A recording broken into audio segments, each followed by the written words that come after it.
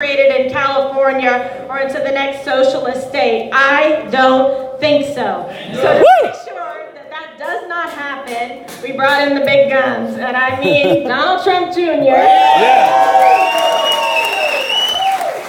Who is fantastic and loves Ted as much as I do. We got Dinesh in the room too and his wife, so we're all in on this. Ladies and gentlemen, thank you for being here and thank you for supporting this great American. And now, Donald Trump Jr. A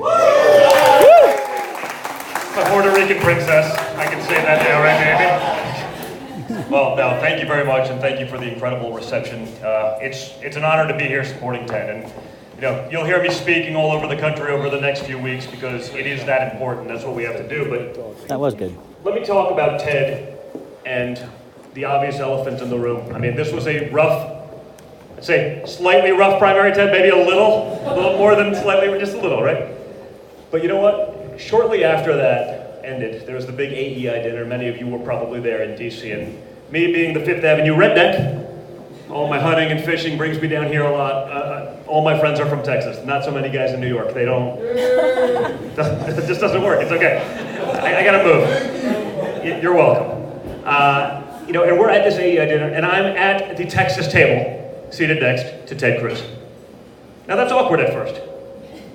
But about 2 minutes in, we actually just started having great conversation. And at the end of dinner, I said, hey, this is Hicks, the whole group, Ray Washburn, a lot of Dallas guys, a lot of Houston guys. Hey, we're going back to the Trump Hotel on Pennsylvania Avenue. We're gonna have some drinks for a little while. You wanna come hang out? Not only did he do it, but he came to that hotel and sat with us for 3 hours, took selfies with everyone in the lobby, hung out with us. We walked away friends. That took guts. That took balls and character. And ever since then, he's been fighting hand in hand with my father, pushing through this legislation.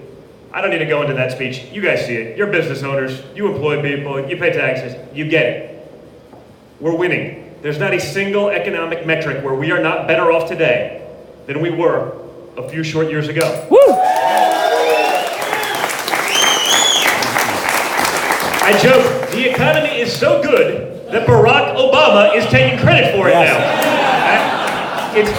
I watch him. Now, I remember 2 years ago, 2.5 years ago, Trump sitting there saying, why can't the economy grow at 3%, 3.5%, 4%?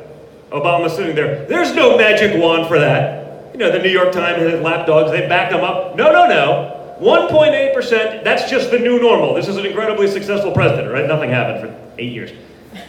1% is the new normal. Now all of a sudden he's taking credit. I go, wait a minute, you said there was no magic wand for that just a short time ago, but now you want it. It doesn't work that way. There is a magic wand for that. It's called conservative principles. It's called common freaking sense, which is missing in so much of DC right now. It's no surprise that a guy that's actually signed the front of a paycheck, that's actually created a business, that's actually had people, real people, their families, their livelihoods, dependent on his success every day for decades. It's no surprise that that guy could make it happen, but the guy who'd never done any of those things couldn't. Hey, we shouldn't criticize him, for he had no business being there in the first place based on anything. Now, we've seen the results. In 2016, it was promises. But now you're seeing, we're going through the checklist, one by one by one, and getting it done. But there's a lot left to be done. If the other side had their way, they will reverse all of that, which is why we have to fight so hard for people like Ted. Right now, when you have the straight ticket voting, for all of the people below, Ted needs a blowout to help everyone else.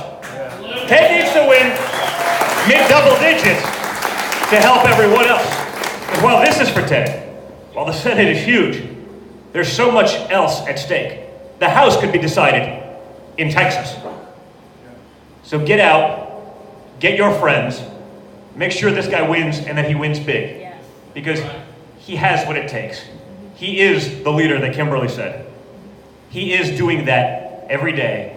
And he was able to put aside the adversity of a really rough 18 months to do what's right for the people of this country, for his constituents, for the people of this state. And everyone should remember it and not let this other craziness happen.